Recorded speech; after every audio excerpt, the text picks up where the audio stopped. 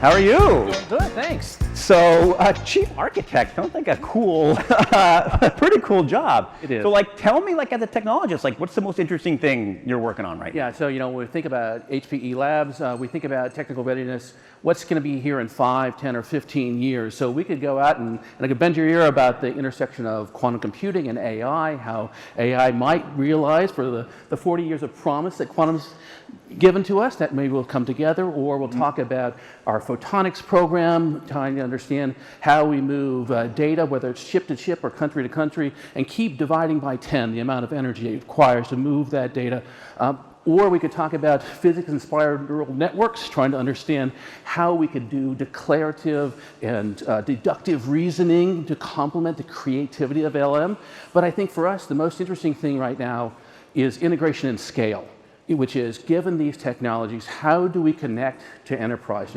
HPE Labs isn't an open-ended research. We're always linked into the business potential of our customers and our partners. And so for us, it's trying to make those connections. How do we understand fitness of these technologies? So a big piece of it here, and this came up in some of the earlier conversations, is taking it almost from theory to practice. How do you deploy this to organizations, and how do you tell them how to use it? What is your role in that? Yeah, so when I was a very young engineer at HP, I was taught a formula by one of my first managers, and I repeat that to every generation that comes through our doors, and that is, quality is fitness for use as defined by the end customer. And what's important about that formula is that it demands dialogue. It requires us to develop empathy to understand, okay, given the technology, how will it need to be used? Now, engineers love boundary conditions: size, weight, power, cost, privacy, security. What's important with these technologies is that we have that dialogue, we have that conversation with the enterprises, scientists, and engineers who want to use it, so that we can add in those new boundary conditions. We can educate our team members about how to be able to demonstrate that fitness. Now, I've been in the room where you're explaining something, and we'll bring in our human rights team, or we'll bring in our privacy team, and they'll explain to the engineering teams something that had not occurred to them before. And at first, their eyes get really big, and then they'll kind of look down at the table, and you could just hear the gears turning.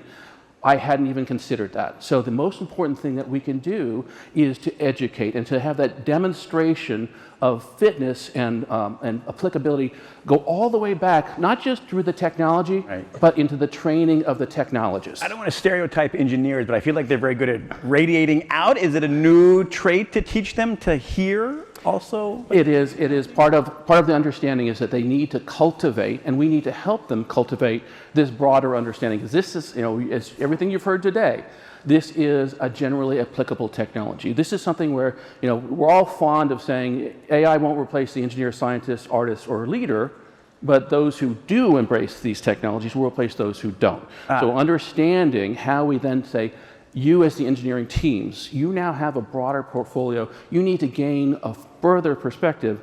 That's why when we started writing our AI ethics principles back in 2019, it wasn't just the team at Labs. We partnered directly with our privacy team, our human rights team, all of the global ethics and compliance office, to bring in their perspective and use that as the basis for educating the teams. Every conversation I've had up here included the words trust and safeguards. Tell me how that conversation impacts trust and how you think about it. Yeah, so for us, is it trustworthy? And for me, I say, okay, well, let's do those things. Is it worthy of trust?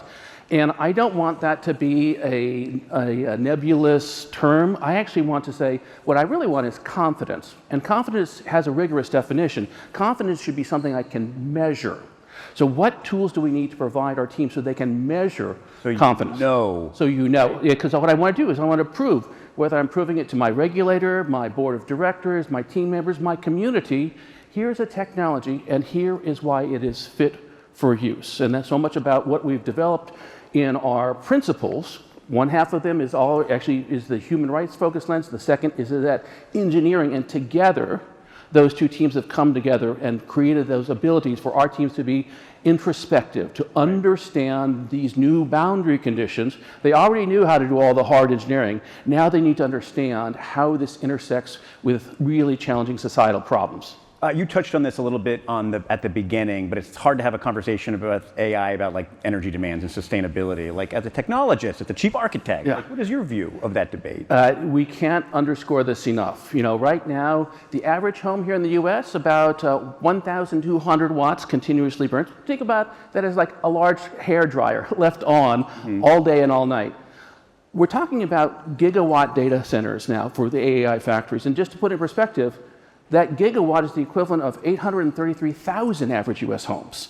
So these are going to be decisions that we're going to make. These will have import. This will be material to the outcomes. And for us to understand how do we operate those systems at superhuman levels of efficiency, how do we provide that radical transparency, not only to the things that are going into the factory, the water, the energy, the talent, the infrastructure, but also what are those benefits that are coming out. And again, when I can demonstrate, prove fitness, then I have a much better chance of convincing people that this is something, this is important, this is something we should support, because I can give that evidence. You can answer that question about what those energy needs will be and how they'll be. And also, what are we getting back? Because what I don't want to have happen is for us to get through all the end of this and realize, oh, you know what? This wasn't worth it. Before we lose you, like look into the future a little bit. As a technologist, chief architect, I just love that job title, chief architect. How is this going to start to change our lives? How are we going to start to see this technology soon? So I can think of my own job, right? And so part of what I love to do is to understand how people utilize our technologies. I can look back through my 36 years at our company, and while I love the individual technology, what I love is what people can do because I've made that contribution. And when I think about now, when I want to understand the engineer, the science, the art that is built upon these technologies, this now allows me to do that. I can read the equivalent of hundreds of papers in an afternoon because I have these AI assistants. I can be able to digest and understand. So it allows me to do my job better. And we just, I don't think it's hard to draw that extension. How much would you do if you could take those pieces of your job that you don't really care for, but you have to get done, and you could hand them off, and you could have that tool. Like the conversation we had earlier. What if you had a super smart, super good mood, infinite intern that can just take all of those Take things it all on, yeah. for you? Well, let's bring this into the real world and on one fun thing like I did with everybody up here, one AI thing. Like, how are you using it in your life? Yeah, so I frequently get responses to my tortured works of genius emails, TLDR, too long, didn't read. And so what I use this for often is I take that last step and say, hey, I just wrote 3,000 to 5,000 words. Could you give me a 300-word abstract and maybe a 50-word takeaway?